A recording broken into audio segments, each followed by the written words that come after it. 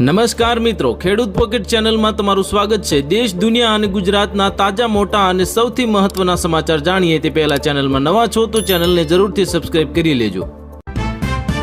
Commercial એલપીજીના ભાવમાં નજીવો ઘટાડો, ઘરેલું સિલિન્ડરના ભાવમાં કોઈ ફેરફાર નહીં। આજથી સંસદના ઇતિહાસમાં સૌથી ટૂંકું શિયાળુ સત્ર ચાલુ થશે। એસઆઈઆર મુદ્દે હોબાળો થવાની મોટી શક્યતા। તમાકુ પર ઊંચો જીએસટી રાખવા નવા આરોગ્ય સુરક્ષા સેસની કેન્દ્રની તૈયારી। સિગારેટ, પાન મસાલા, ગુટખા સહિતના તમાકુના ઉત્પાદનો પર તવાય। ભારતીય રેલવેની અનોખી પહેલ, સ્લીપર કોચના મુસાફરોને ₹50 ભાડેથી મળશે ચાદર અને ઓશીકું। રેલવે મંત્રાલયનો મોટો નિર્ણય। ભારતીયોના આવવાથી અમેરિકા ખૂબ ફાયદો થયો છે। H-1B વિઝા અને ઇમિગ્રેશન પર બોલ્યા મસ્ક। તમિલનાડુના શિવગંગામાં 2 બસ વચ્ચે ભયંકર ટકરાવ થયો અને 11 મુસાફરોના મોત, 40થી વધુ ઇજાગ્રસ્ત થયા। અહેમદ પટેલના પુત્ર ફૈઝલ પટેલે ફેરવી તોડ્યું। હવે કહ્યું કે હવે નવી પાર્ટી નહીં બનાવવાનો લીધો નિર્ણય। કચ્છમાં ભયાનક દુર્ઘટના બની। ભચાઉ નજીક એલપીજી ગેસ ટેન્કરમાં બ્લાસ્ટ થયો। 6 થી 7 વાહનો ભસ્મીભૂત થયા। જાનહાનિની આશંકા। ગુજરાત માટે લાલ બત્તી સમાન કિસ્સો સામે આવ્યો। ગર્ભવતી મહિલાઓમાં એઇડ્સનું સંક્રમણ વધ્યું। 5 વર્ષમાં 2473 કેસ નોંધાયા। કેનેડામાં ઉડતી રકાબી સાથે એલિયન્સ દરિયામાં ઉતરતા જોવા મળ્યા। વિડીયો કાર્ગો જહાજના કેમેરામાં થયો કેદ। વિરાટ કોહલીએ 22મી સદી ફટકારી અને રચ્યો અનોખો ઇતિહાસ। તૂટી ગયો સચિનનો મહારેકોર્ડ। ગાંધીનગરના કાવાદાવા આવ્યા સામે। ધોરણ 8 પાસ પાસે રાજકારણમાં પીએચડી કરી છે। ઉદાસ ચહેરે ફરતા મંત્રી પર ચિંતન થયું। ગુજરાતમાં ડ્રગ્સ અને દારૂના દૂષણ મામલે નાયબ મુખ્યમંત્રી મેદાને। હર્ષ સંઘવીના કોંગ્રેસને સીધા સવાલ। બનાસકાંઠાના પાલનપુરમાં આમ આદમી પાર્ટીની કિસાન મહાપંચાયત। ચૈતર વસાવાએ ભાજપમાં જોડાવાના મામલે કર્યો ઇનકાર। ઉદયપુરના કરોડોના શાહી લગ્ન અંગે ઈડીની રેડમાં આદિત્ય ઝુલા કોંગ્રેસી નેતાનું નામ ખુલ્યું। ગુજરાત સાથે છે કનેક્શન। ભારતમાં 12 સરકારી બેંકોનું મર્જર કરીને 4 વર્લ્ડ ક્લાસ બેંક બનશે। શરૂ થઈ ગઈ છે કામગીરી। નિર્મલા સીતારમણે આપ્યું નિવેદન। વાવાઝોડા દીતવાને કારણે શ્રીલંકામાં ફસાયેલા ભારતીય નાગરિકોને બચાવવામાં આવ્યા। એરક્રાફ્ટ દ્વારા તિરુવનંતપુરમ લવાયા। 1 ડિસેમ્બરથી દેશભરમાં લાગુ થયા 4 મોટા ફેરફારો। આધાર કાર્ડથી લઈને સેલેરી અને ઈએમઆઈ પર સીધી અસર પડશે। રેલવેના મુસાફરોને મોટી રાહત। સ્લીપર ક્લાસમાં પણ હવે બેડરોલ વાળી સુવિધા મળશે। જાન્યુઆરી 2026થી જ થશે શરૂઆત। રેલવેને લઈને મોટા સમાચાર સામે આવ્યા। આજથી ટ્રેનમાં ટિકિટ બુક કરવા નિયમ બદલાઈ ગયા। તપાસ કર્યા વિના મુસાફરી કરશો તો થઈ જશો હેરાન।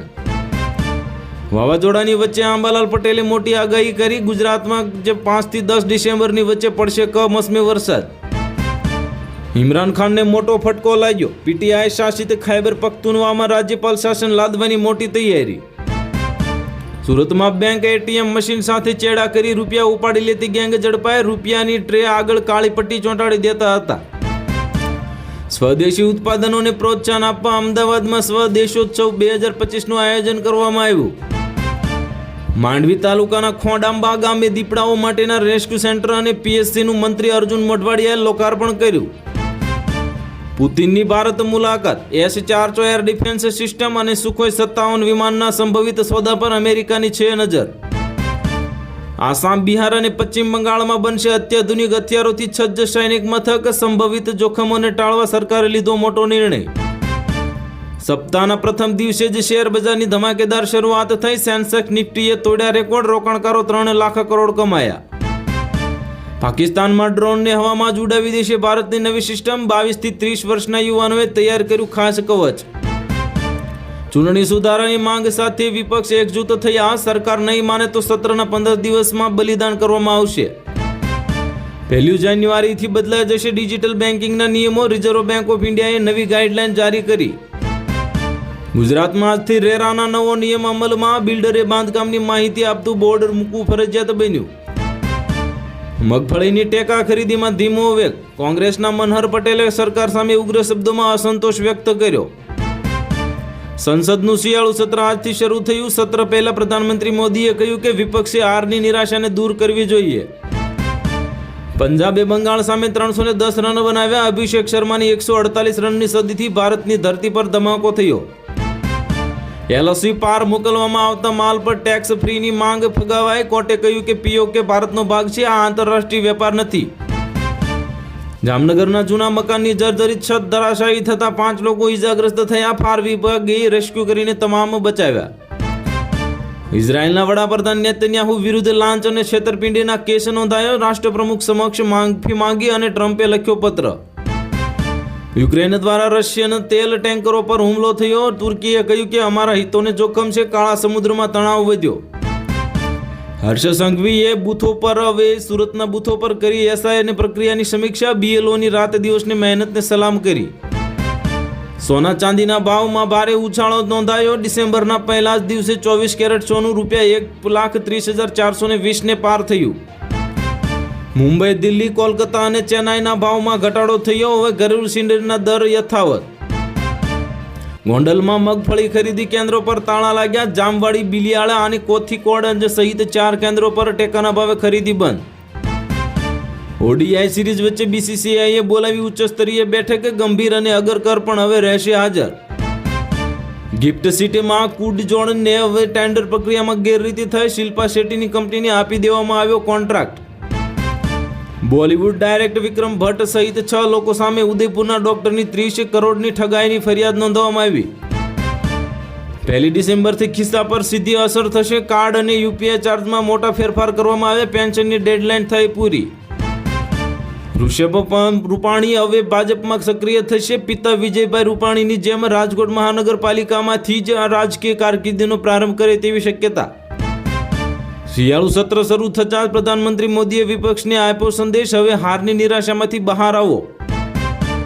રાજ્યમાંથી હવે ખાતરનો જથ્થો પૂરતા પ્રમાણમાં ઉપલબ્ધ. રાજ્યભરમાં 2.8 લાખ મેટ્રિક ટન યુરિયા અને 49,000 મેટ્રિક ટન ડીએપીનો સ્ટોક. જૂનાગઢમાં ગુજસી ટોકનો મુખ્ય આરોપી ધીરેન કારિયાનું કોર્ટે ફરીથી વોરંટ કઢાયું. જાહેર સ્થળોએ પોસ્ટર લગાવ્યા. દેશની આર્થિક રાજધાની મુંબઈની હવા ઝેરી બની. એક્યુઆઈ ઘાતક સ્તરે પહોંચ્યો. ગ્રેપ 4ના પ્રતિબંધો લાગુ કરવામાં આવ્યા.